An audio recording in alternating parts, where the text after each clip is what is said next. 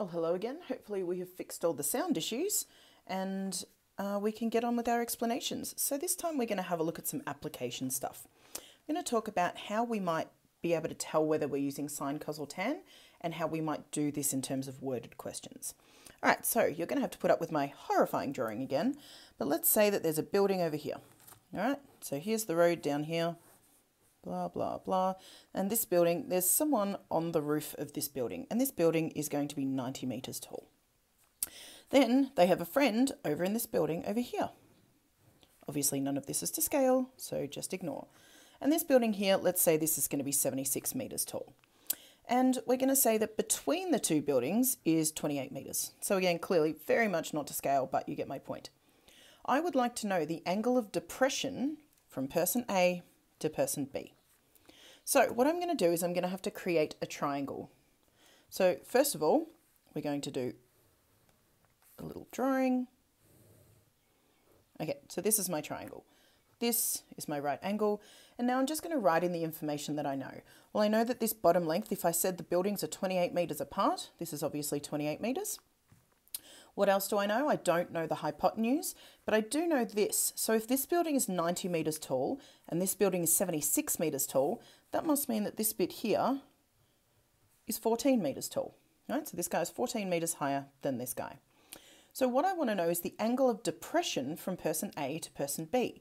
So remember, the angle of depression is always from the horizontal looking down. Let's pretend that's a straight line. And so I really want that angle there.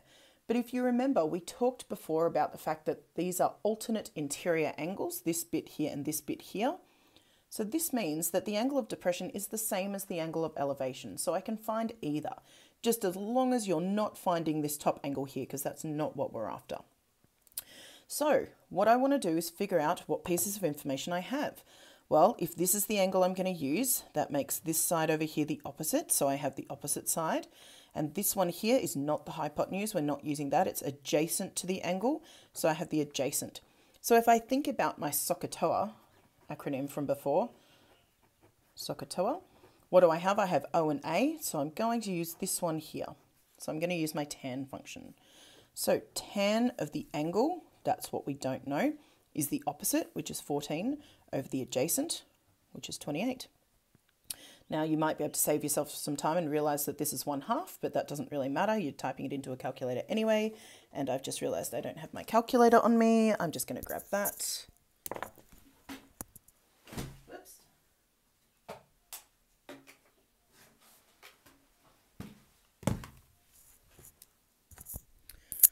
Okay, not prepared today. All right, so what I'm going to do is say if I'm finding an unknown angle, remember that I want to find the inverse function of this. So I'm going to say the inverse of tan of 14 over 28. And again, I just type this into my calculator. So the inverse of tan of 14 divided by 28 is 26.57. So that is definitely the angle of elevation and the angle of depression. Okay, let's do another one where I'm finding an unknown side length. So this time I'm going to have someone over here and I'm going to have a tree.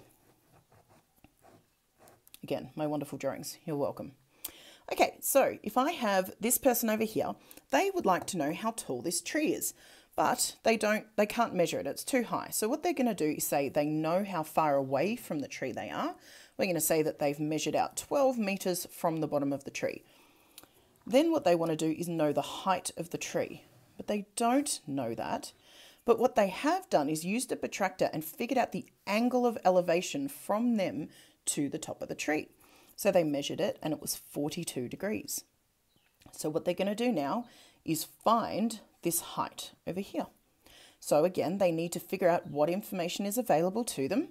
So this side over here is the opposite, and this side over here is the adjacent. So again, we're going to be using tan because we have O and A. So I'm going to say tan of the angle, which is 42 degrees, is the opposite, which is x, over the adjacent, which is 12. Now remember, I always move the bottom of my fraction first. So 12, 10, 42 equals x. And then I'm just going to type that into my calculator. 12, 10, 42 is 10.8. So that means the tree is 10.8 meters high. All right, good. Let's do one this time where we're using the hypotenuse, because we haven't done one of those yet. Okay, so let's say that this time let's do the building thing again. Okay, so there's someone on the bottom on the street level, okay? So person A is hanging out on the street. Person B is on the 10th floor of the building, hanging out the window saying, hey, I would like to know how far away you are from me. So actually, let's do it differently. He wants to know how high he is. So he would like to know what this length here is. So we're going to call this X. So what he does is he throws a piece of string to his friend. I'm going to change color. All right, so he throws a piece of string to his friend and they measure the piece of string and they say the string is 26.2 meters long. And what they would like to know is how tall the building is.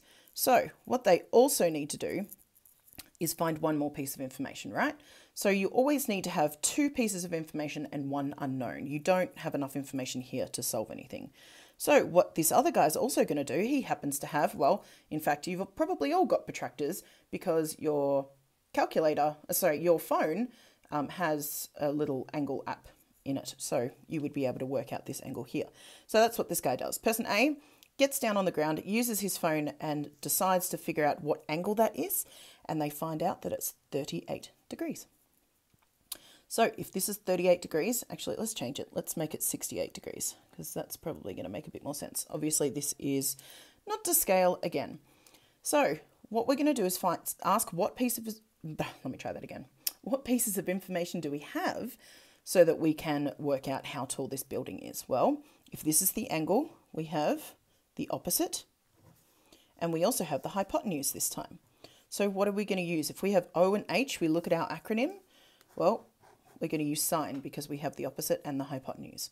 So sine of the angle, which is 68, is the opposite, which is x, over the hypotenuse, which is 26.2.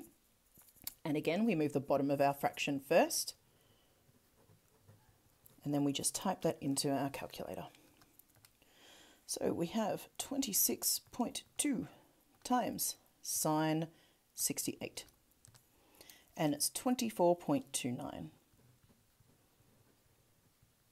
So that means this guy, if he's on the 10th floor, he is 24.29 meters in the air. So when you get worded questions, try and draw the diagram first. I think it's always easier, whether you're told to or not. Have a go at drawing it. Label the sides that you have, and then look at your little acronym and figure out whether you're doing sine, cos, or tan. Let's just do one more for argument's sake. Okay, let's say that I give you, I'm not going to make up a story this time, I'm just going to give you some information. Okay, so this time I have, I'm going to call this x. We would like to know the hypotenuse. This is going to be 52 degrees, and this is going to be 14.31 meters. All right, so if I want to know x, I need to figure out what pieces of information I have. Over here is the opposite. We're not using that, so we're using the adjacent, and we're using the hypotenuse. So if I have the adjacent and the hypotenuse, I'm obviously going to do cosine. So cos of the angle 52 is the adjacent, which is 14.31 over the hypotenuse, which is x. Now I have x on the bottom this time, but that doesn't change what I do. I always move the bottom of my fraction first. 52 equals 14.31. Now I need to get x by itself. Remember, no sign always means times. So if these are multiplying, I have to do the opposite of that and divide. And then I just type that into my calculator. So I have, remember, I'm doing fractions, but if you don't have this function, you can just do division. 14.31 over cos 52. And I get 23.24. And again, I know that that sounds about right because this must be higher than this because the hypotenuse is always the longest side. And that's what I end up with. So when you're choosing your ratio, just make sure you label the sides correctly and then you look at your acronym to figure out whether you're using sine, cos, or tan. All right, good luck.